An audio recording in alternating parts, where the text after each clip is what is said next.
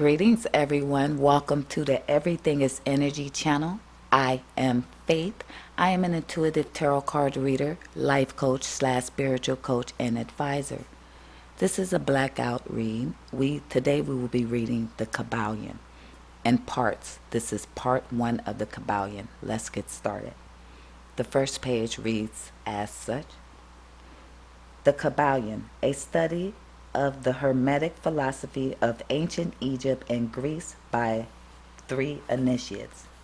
The Yogi Publication Society, Masonic Temple, Chicago, Illinois. Contents. Introduction. 1. The Hermetic philosophy. 2. The 7 Hermetic principles. 3. Mental transmutation. 4. The All. 5. The mental universe. 6. The divine paradox. 7. The all in all. 8. Planes of correspondence. 9. Vibration. 10. Polarity. 11. Rhythm. 12. Causation. 13. Gender. 14. Mental gender. 14. Hermetic axioms.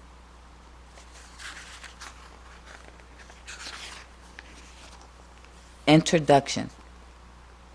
We take great pleasure in presenting to the attention of students and investigators of the secret doctrines this little work based upon the world-old Hermetic teachings. There has been so little written upon this subject, notwithstanding the countless reference to the teachings in the many works upon occultism, that the many earnest searchers after the arcane truths will doubtless welcome the appearance of the present volume. The purpose of this work is not the enunciation of any special philosophy or doctrine, but rather is to give to the students a statement of the truth that will serve to reconcile the many bits of occult knowledge that they may have acquired, but which are apparently opposed to each other, and which often serves to discourage and disgust the beginner in the study. Our intent is not to erect a new temple of knowledge, but rather to place in the hands of the student a master key with which he may open the many inner doors in the temple of mystery through the main portals he has already entered. There is no portion of the occult teachings possessed by the world which have been so closely guarded as the fragments of the Hermetic teachings which have come down to us over the tens of centuries, which have elapsed since the lifetime of this great founder, Hermes Trismegistus. Sorry for the mispronunciation. The scribe of the gods, who dwelt in old Egypt in the days when the present race of men was in its infancy. Contemporary with Abraham, and, if the legend be true, an instructor of that venerable sage, Hermes was and is the great central sun of occultism, whose rays have served to illuminate the countless teachings which have been promulgated since his time. All the fundamental and basic teachings embedded in the esoteric teachings of every race may be traced back to Hermes. Even the most ancient teachings of India undoubtedly have their roots in the original Hermetic teachings. From the lands of the gangs, many advanced occultists wandered to the land of Egypt and sat at the feet of the master. From him they obtained the master key, which reconciled their divergent views. Which explained and reconciled their divergent views, and thus the secret doctrine was firmly established. From other lands also came the learned ones, all of whom regarded Hermes as the master of masters, and his influence was so great that in spite of the many wanderings from the path on the part of the centuries of teachings in these different lands, there may still be found a certain basic resemblance and correspondence which underlies the many and often quite divergent theories entertained and taught by the occultists of these different lands today. The student of comparative religions will be able to perceive the influence of the Hermetic teachings in every religion worthy of the name, now known to man, whether it be a dead religion or one in full vigor in our own times. There is always certain correspondence in spite of the contradictory features, and the Hermetic teachings act as the great reconciler. The life work of Hermes seems to have been in the direction of planting the great seed truth, which has grown and blossomed in so many strange forms, rather than to establish a school of philosophy which would dominate the world's thought.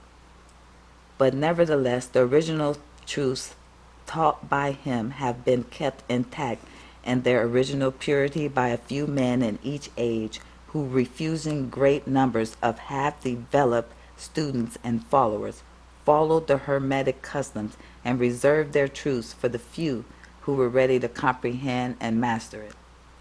From lip to ear, the truth has been handed down among the few.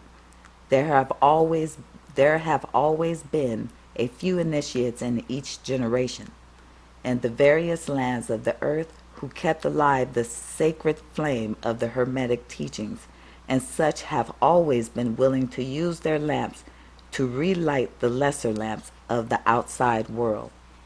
When the light of truth grew dim and clouded by reason of neglect, and when the wicks became clogged with foreign matter, there were always a few to tend faithfully the altar of the truth, upon which was kept alight the perpetual lamp of wisdom. These men devoted their lives to the labor of love, which the poet has so well stated in his lines. Oh, let not the flame die. Cherish age after age in its dark cavern, and its holy temples cherished. Fed by pure ministers of love, let not the flame die out. These men have never sought popular approval nor numbers of followers. They are indifferent to these things, for they know how few there are in each generation who are ready for the truth, or who would recognize it if it were presented to them. They reserve the strong meat for men, while others furnish the milk for babes. They reserve their pearls of wisdom for the few elect who recognize their value and who wear them in their crowns, instead of casting them before the materialistic vulgar swine who would trample them in the mud and mix them with their disgusting mental food. But still, these men have never forgotten or overlooked the original teachings of Hermes, regarding the passing on of the words of truth to those ready to receive it, which teachings is stated in the KYBALION as follows. Where fall the footsteps of the masters, the ears of those ready for his teachings open wide, and again, when the ears of the students are ready to hear, then cometh the lips to fill them with wisdom. But their customary attitude has always been strictly in accordance with the other Hermetic aphorism. Also in the KYBALION, the lips of wisdom are closed except to the ears of understanding. There are those who have criticized this attitude of the Hermetists, and who have claimed that they did not manifest the proper spirit in their policy of seclusion and reticence. But a moment's glance back over the pages of history will show the wisdom of the masters, who knew the folly of attempting to teach to the world that which it was neither ready or willing to receive. The Hermetists have never sought to be martyrs, and have instead sat silently aside with a pitying smile on their closed lips, while the heathen raged noisily about them. and their customary amusements of putting to death and torture the honest but misguided enthusiasts who imagined that they would force upon a race of barbarians the truth capable of being understood only by the elect who had advanced along the path. And the spirit of prosecution has not as yet died out in the land. There are certain Hermetic teachings which, if publicly promulgated, would bring down upon the teachings a great cry of scorn and revilement from the multitude, who would again raise the cry of crucify, crucify.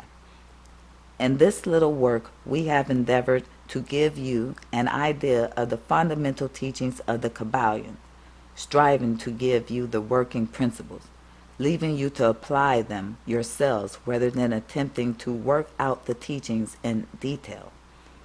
If you are a true student, you will be able to work out and apply these principles. If not, then you must develop yourself into one, for otherwise the Hermetic teachings will be as words, words, words to you, the three initiates. Chapter 1. The Hermetic Philosophy. The lips of wisdom are closed except to the ears of understanding, the KYBALION. From old Egypt have come the fundamental esoteric occult teachings which have strongly influenced the philosophies of all races, nations, and peoples for several thousands of years. Egypt, the home of the pyramids and the Sphinx, was the birthplace of the hidden wisdom and mystic teachings. From her secret doctrine, all nations have borrowed: India, Persia, Chaldea, Media, China, Japan, Assyria, ancient Greece, and Rome, and other ancient countries partook liberally at the feast of knowledge which the hierophants and masters of the land of Isis so freely provided for those who came prepared and to partake of the great store of mystic and occult lore which the masterminds of that ancient land had gathered together. In ancient Egypt dwelt the great adepts and masters who have never been surpassed and who seldom have been equaled during the centuries that have taken their processional flight since the days of the great Hermes. In Egypt was located the great lodge of lodges of the mystics. At the doors of her temples entered the neophytes, who afterward, as hierophants, adepts, and masters, traveled to the four corners of the earth, carrying with them the precious knowledge which they were ready, anxious, and willing to pass on to those who were ready to receive the same. All students of the occult recognize the debt that they owe to these venerable masters of that ancient land. But amongst these great masters of ancient Egypt, there once dwelt one of whom masters hailed as the masters of masters. This man, if man indeed he was, dwelt in Egypt in the earliest days. He was known as Hermes Trismegistus. He was the father of the occult wisdom, the founder of astrology, the discoverer of alchemy. The details of his life story are lost to history, owing to the lapse of the years, though several of the ancient countries disputed with each other in their claims to honor of having furnished his birthplace, and this thousands of years ago. The date of his sojourn in Egypt, and that his last incarnation on this planet, is not now known, but it has been fixed at the early days of the oldest dynasties of Egypt, long before the days of Moses. The best authorities regard him as a contemporary of Abraham, and some of the Jewish traditions go so far as to claim that Abraham acquired a portion of his mystic knowledge from Hermes himself. As the years rolled by after his passing from this plane of life, tradition recording that he lived 300 years in his flesh, the Egyptians defied Hermes and made him one of their gods under the name of Thoth. Years after, the people of ancient Greece also made him one of their many gods, calling him Hermes, the god of wisdom.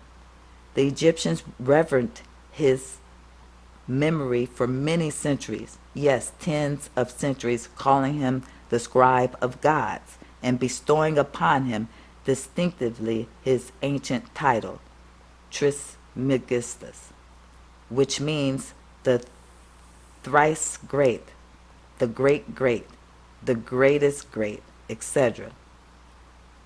In all the ancient lands, the name of Hermes Trismegistus was revered, and name being synonymous with the font of wisdom.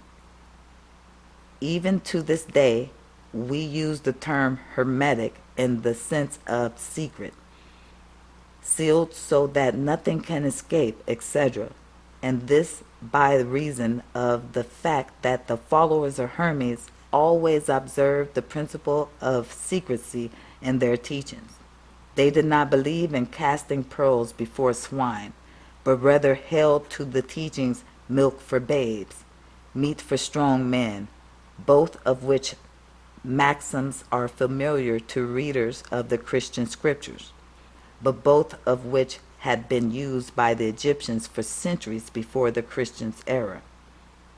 And this policy of careful dissemination of the truth has always characterized the Hermetics even unto the present day. The Hermetics' teachings are to be found in all lands among all religions, but never identified with any particular country nor with any particular religious sector. This because of the warning of the ancient teachings against allowing the secret doctrine to become crystallized into a creed. The wisdom of this caution is apparent to all students of history. The ancient occultism of India and Persia degenerated and was largely lost, owing to the facts that the teachers became priests and so mixed theology with the philosophy. The result being that the occultism of India and Persia has been gradually lost amidst the mass of religious superstitions, cults, creeds, and gods. So it was the ancient Greece and Rome. So it was the Hermetic teachings of the Gnostics and early Christians, which were lost at the time of Constantine, whose iron hand smothered philosophy with the blanket of theology, losing to the Christian church that which was its very essence and spirit, and causing it to grope throughout several centuries before it found the way back to its ancient faith. The indications apparent to all careful observers in this 20th century being that the church is now struggling to get back to its ancient mystic teachings.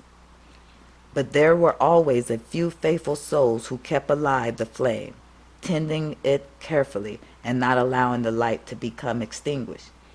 And thanks to these staunch hearts and fearless minds, we have the truth still with us. But it is not found in books to any great extent. It has been passed along from the master to student, from initiate to hierophant, from lip to ear, and when it was written down at all, its meaning was veiled in terms of alchemy and astrology, so that only those possessing the key could read it aright. This was made necessary in order to avoid the persecutions of the theologians of the Middle Ages, who fought the secret doctrine with fire and sword, stake, giblet, and cross. Even to this day, there will be found but few reliable books on the Hermetic philosophy. Although there are countless references to it in many books written on various phases of occultism. And yet the Hermetic philosophy is the only master key which will open all doors of the occult teachings, and which, excuse me, in the early days there was a compilation of certain basic Hermetic doctrines passed on from teacher to student. Turning the page.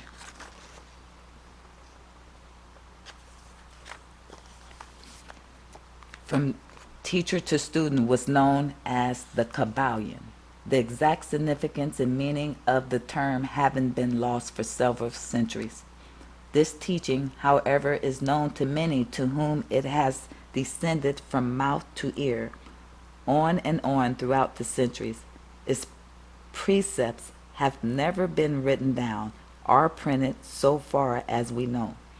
It was merely a collection of maxims, axioms, and precepts, which were non-understandable to outsiders, but which were readily understood by students after the axioms, maxims, and precepts had been explained and exemplified by the Hermetic initiates to their neophytes. These teachings really constituted the basic principles, the art of Hermetic alchemy, which, contrary to the general belief, dealt in the mastery of mental forces rather than material elements. The transmutation of one kind of mental vibration into others, instead of the changing of one kind of metal into another. The legends of the philosopher's stone, which would turn base metal into gold, was an allegory relating to Hermetic philosophy, readily understood by all students of true Hermetism. In this little book, of which this is the first lesson, we invite our students to examine into the Hermetic teachings as they set forth in the KYBALION, and as explained by ourselves, humble students of the teachings, who, while bearing the title of initiates, are still students at the feet of Hermes, the Master. We herein give you many of the maxims, axioms, and precepts of the KYBALION, accompanied by explanations and illustrations which we deem likely to render the teachings more easily comprehended by the modern student, particularly as the original text is purposely veiled in obscure terms. The original maxims and axioms and precepts of the KYBALION are printed herein with quotation marks and the proper credit being given. Our own work is printed in the regular way in the body of the work.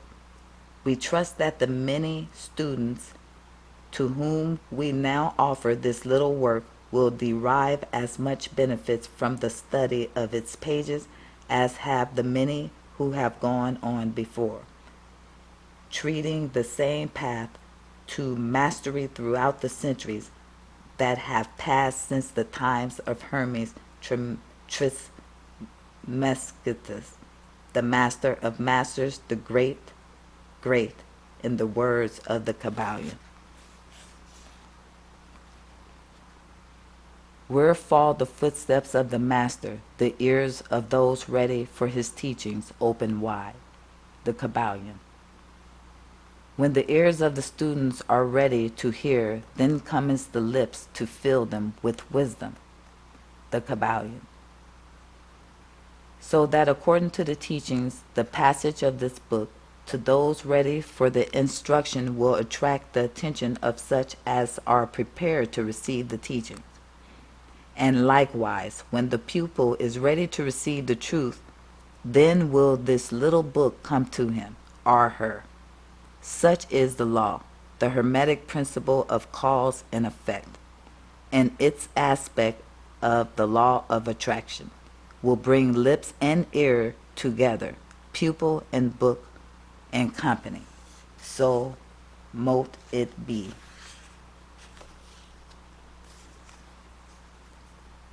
Stay tuned for part 2, chapter 2.